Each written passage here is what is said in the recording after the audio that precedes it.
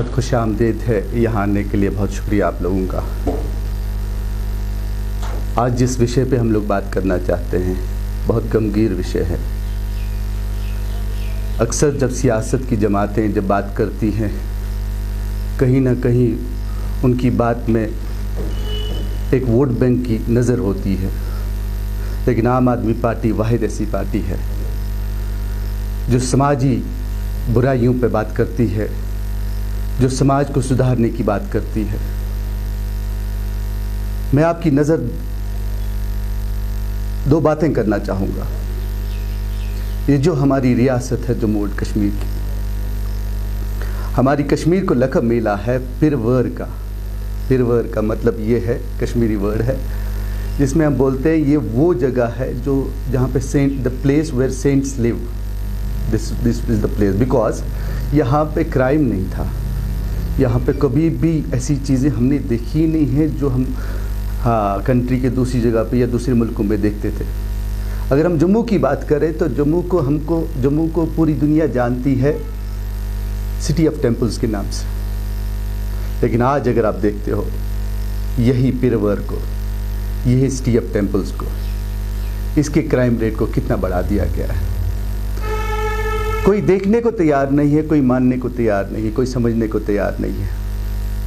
हैरान हो जाता है इंसान जब ये सुनता है कि JNK में ऑफिशियली 9% क्राइम रेट बढ़ चुका है।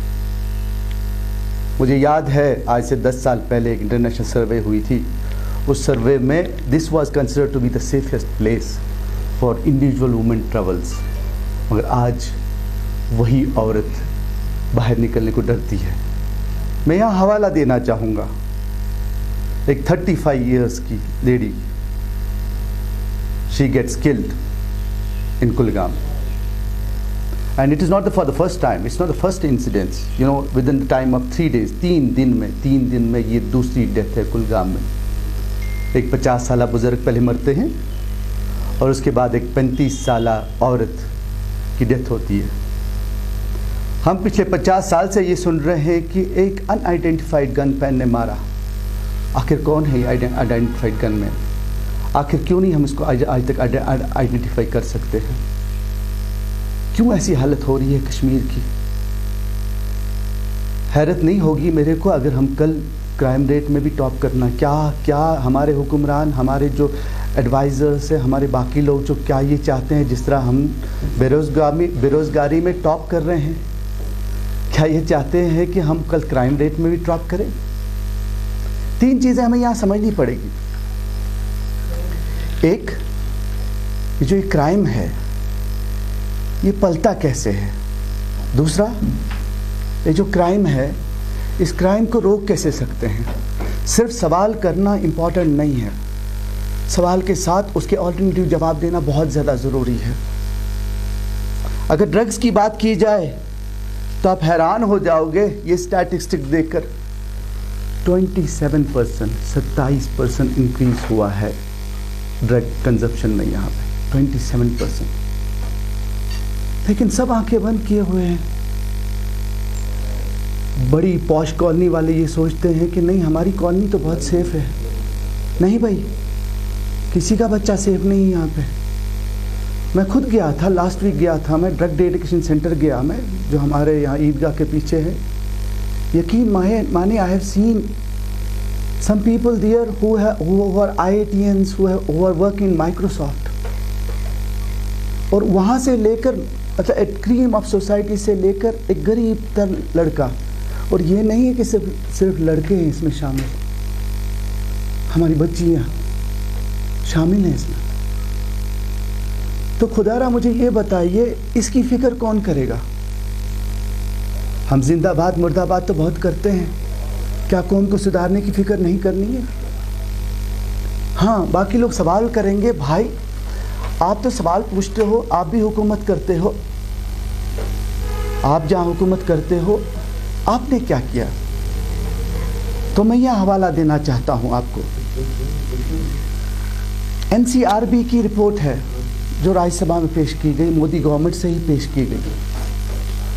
मोदी गवर्नमेंट ये बताती है कि NCRB की रिपोर्ट है, दिल्ली में दिल्ली में 16.8% क्राइम रेट कम हुआ है। दिल्ली में 16.8% क्राइम रेट कम हुआ है। ये हमारी रिपोर्ट नहीं है, एनसीआरबी की रिपोर्ट है और मोदी गवर्नमेंट खुद एक्सेप्ट करती है। पूरे हिंदुस्तान में कहीं भी इस दर्जे से क्राइम रेट कम नहीं हुई है। तो अब आप ये सवाल करेंगे कि ये कैसे कम, तो इसके लिए आपको मेजर्स उठाने पड़ेंगे। अगर आप मेजर्स नहीं उठाएंगे तो मुझे नहीं लगता है कि आप ये क्राइम रेट कंट्रोल कर पाएंगे।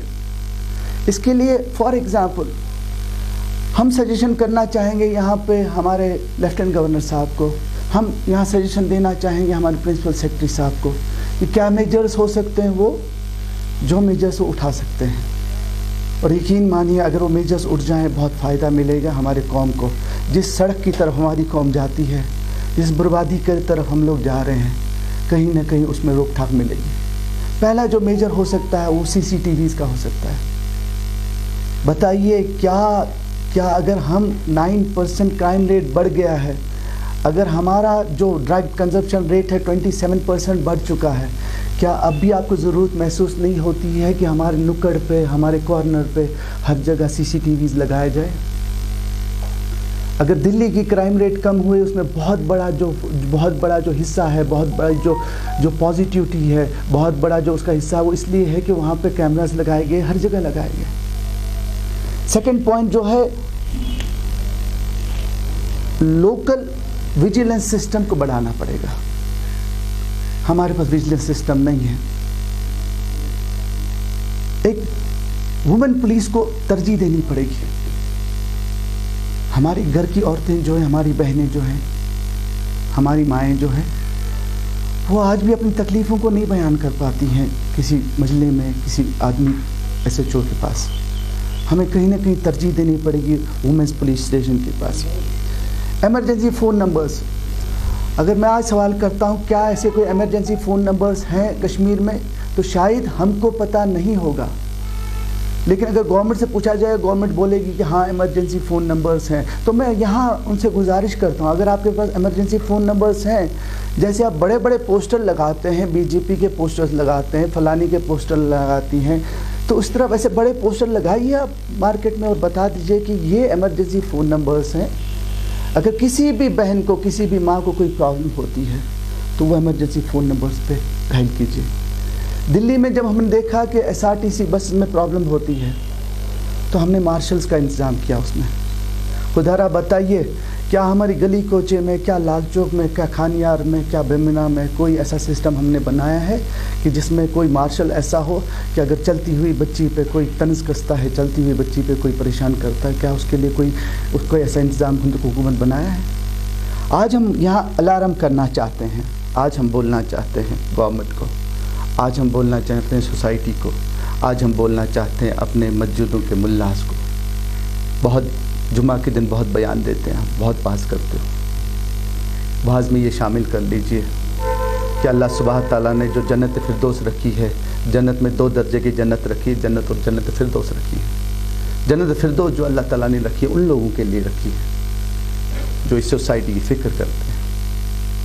मैं गुजारिश करना चाहूँगा एडमिनिस्ट्रेशन के कि आप जो गुलामी फेस दिखाते हो, नए कश्मीर की शक्ल दिखाते हो, बेहतर कश्मीर की शक्ल दिखाते हो, मगर ये स्टैटिस्टिक्स आपकी शक्ल पे एक कालक पहुंचती है और बोलती है आपको कि आज जाग जाइए आज, इससे पहले कि बहुत देर हो जाइए।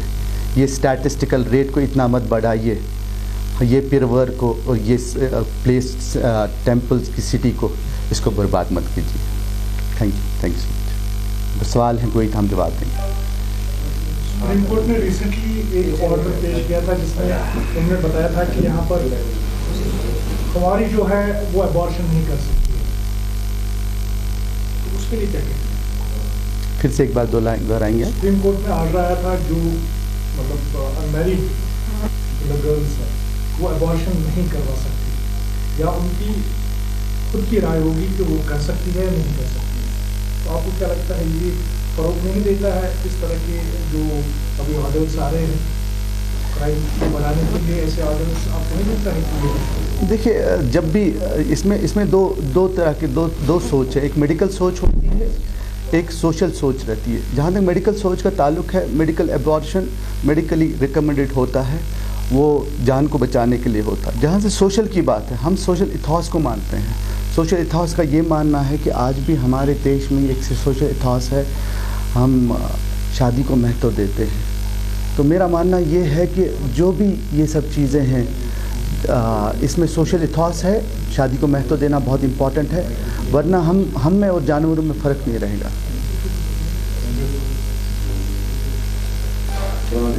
वालेकुम सलाम। सब ठीक, खैरियत से, ठीक ठाक।